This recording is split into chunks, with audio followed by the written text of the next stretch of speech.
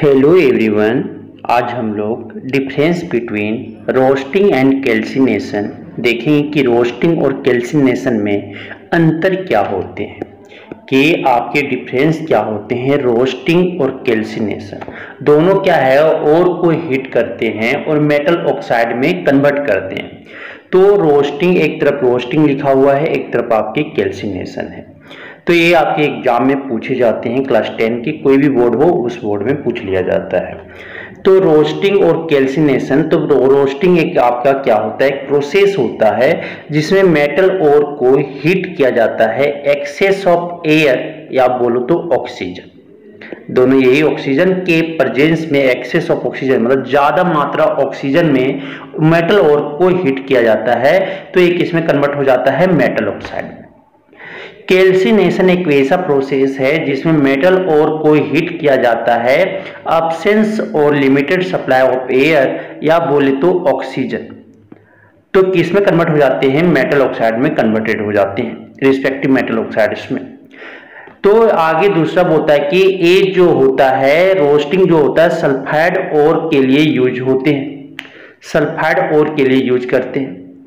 लेकिन जो आपके कार्बोनेट ओर के लिए आपका कैल्सिनेशन प्रोसेस यूज किया जाता है। फिर तीसरा जो डिफरेंस हम देखेंगे कि प्रोडक्ट्स क्या बनते हैं, कि आपके रोस्टिंग में जो प्रोडक्ट बनता है कि सल्फाइड ओर को जब मेटल और सल्फाइड ओर आपकी मेटल सल्फाइड ओर जो है उसे जब हीट किया जाता है presence of oxygen, excess of oxygen, तो ये मेटल ऑक्साइड और सल्फर डाइऑक्साइड में कन्वर्ट हो जाते हैं, प्रोडक्ट मिलते हैं।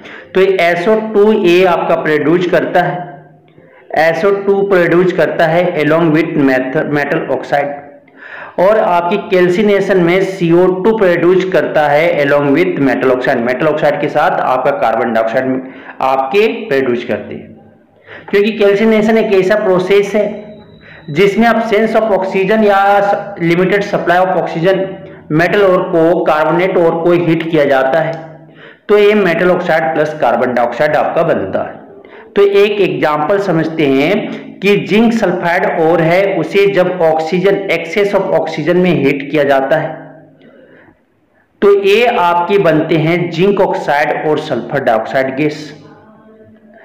तो ये आपके जो बने, आप रिएक्शन बैलेंस करोगे तो 2 जिंक सल्फाइड लगाया गया है, तो 3 ऑक्सीजन यहाँ पे आपके आए हैं, 3 मोलिक्यूल ऑफ ऑक्सीजन। तो 2 मोलिक्यूल आपका बना है आपके जिंक ऑक्साइड और आपके 2 मोल बने हैं SO2 गैस।